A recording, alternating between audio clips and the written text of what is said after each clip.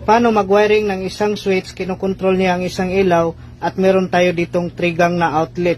Ito yung supply natin na 220 volts galing sa load side ng circuit breaker.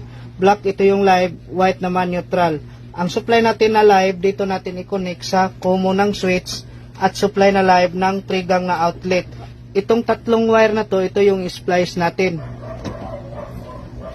Next, dito naman tayo sa return ng switch. Sa return ng switch, dito natin i-connect ang supply na live ng bulb 1. So, itong dalawang wire na to, ito yung splice natin. Next, dito naman tayo sa supply na neutral. Sa supply na neutral, dito natin i-connect ang supply na neutral ng bulb 1 at supply na neutral ng 3 gang na outlet. So, itong tatlong wire na to, ito yung splice natin. Next, lagyan na natin ng electrical tape ang connection natin.